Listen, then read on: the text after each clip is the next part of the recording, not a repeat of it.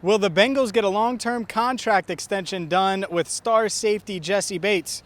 Hi again, everyone. I'm James Rapien with allbengals.com and Cincinnati Bengals Talk here outside Paul Brown Stadium, where the Bengals, including Jessie Bates, getting ready to practice. It's going to be a short practice due to the weather and the fact that they have a preseason game coming up in a couple of days. But Jessie Bates stole the headlines today while being interviewed by Dan Hort and Dave Lapham. He was asked about a recent report that contract negotiations weren't going well as he enters his final year of his rookie deal. And, well, Jessie Bates was blunt and honest with Dan Hort and Dave Lapham. I think as far as my contract goes, I guess I haven't done enough yet to be considered one of the top safeties in this league. So, which is fine.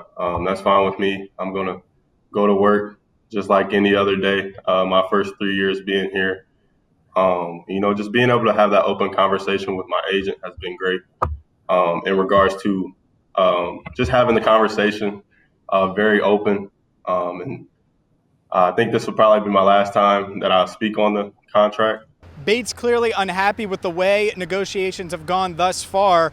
At the start of training camp, no one was more excited than him to talk about a potential extension. He said, quote, he was super eager to sign a long-term deal with the Bengals. Obviously, he had a breakout campaign in 2020. He was the Bengals' best defensive player. Newcomer Mike Hilton, who played with Minkah Fitzpatrick in Pittsburgh, one of the best safeties in the league, said Jessie Bates was even better and the best safety in the league.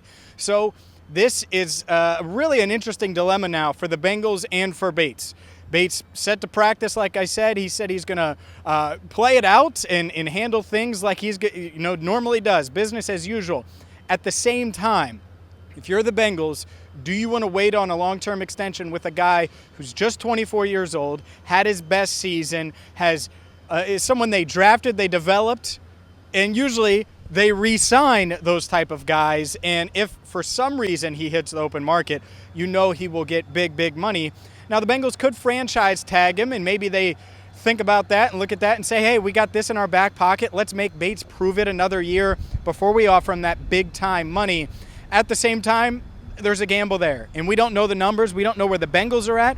We don't know where Bates is at. Maybe Bates is expecting astronomical numbers with what's going on with the salary cap, and it expected to rise over the next couple of years. At the same time, if you flip it and you're the Bengals, those numbers won't look as astronomical a few years from now. So it's a balance. There's a lot of posturing. Bates added that this was the last time he was going to talk about a potential extension in his contract.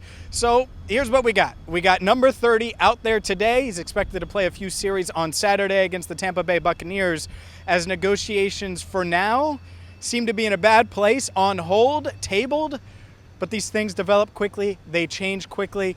Maybe the Bengals reconvene and end up offering much more and get a deal done before the start of the season.